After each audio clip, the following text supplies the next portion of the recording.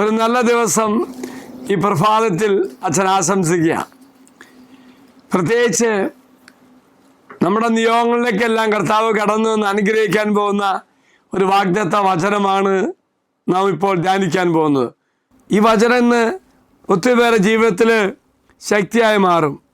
എന്നാൽ പലതരം പദ്ധതികളും ആഗ്രഹങ്ങളുമായിട്ട് ഇന്ന് ഈ ദിവസം ആരംഭിക്കാൻ പോകുമ്പോൾ എന്നെ കർത്താവ് അനുഗ്രഹിക്കുമെന്നും ഞാൻ എന്തെല്ലാം ആഗ്രഹിക്കുന്നോ അതെല്ലാം കർത്താവ് എനിക്ക് തരുമെന്ന് പറയുന്ന വചനഭാഗമാണെന്ന് ധ്യാനിക്കുന്നത്. സുഭാഷിതങ്ങളുടെ പുസ്തകം 16-ാം അധ്യായം 3-ാം വാക്യം. നിൻ്റെ പ്രയത്നം കർത്താവിൽ അർപ്പിക്കുക, നിൻ്റെ പദ്ധതികൾ ഫലമണിയും. Praise the Lord. എൻ്റെ എല്ലാ പ്രയത്നങ്ങളും എൻ്റെ എല്ലാ അധ്വാനങ്ങളും ഞാൻ കണ്ടുമുട്ടുന്ന വ്യക്തികൾ, എൻ്റെ ബിസിനസ്, എൻ്റെ ജോലി, എൻ്റെ വീശര കാര്യം, പലതരത്തിലും ഞാൻ ഇന്ന് പല മേഖലകളും ബന്ധപ്പെടും, പലരെ കാണും, പലരുമായി സംസാരിക്കും.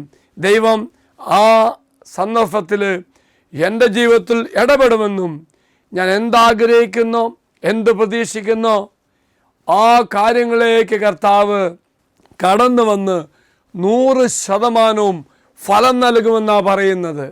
Praise the Lord. എങ്കിൽ പ്രിയമുള്ളവരെ, ഒരു കാര്യം മാത്രം, എൻ്റെ പദ്ധതിയിലേക്ക്, എൻ്റെ ആഗ്രഹങ്ങളിലേക്ക് ഞാൻ കർത്താവിനെ ക്ഷണിക്കണം. കർത്താവിൻ്റെ ആഗ്രഹങ്ങളിലേക്കും പദ്ധതിയിലേക്കും കടന്നു വരുമ്പോൾ ദൈവത്തിൻ്റെ വലിയ വാഗ്ദത്തം എന്താണെന്നറിയോ? അത് 100% ഫലമണിയും. എന്തുകൊണ്ട്? എൻ്റെ പദ്ധതികൾ ദൈവത്തിൻ്റെ പദ്ധതിയായി ദൈവം മാറ്റും. എങ്കിൽ പ്രിയമുള്ള സഹോദര സഹോദരി, ഈ പ്രഭാതത്തിൽ തന്നെ നീ ഉണരുമ്പോൾ തന്നെ ഇതാ വാഗ്ദത്ത പേടകം നിൻ്റെ മുന്നിൽ അച്ഛൻ സമർപ്പിക്കുക. ഇതിനകത്തേക്കൊന്ന് സമർപ്പിച്ച്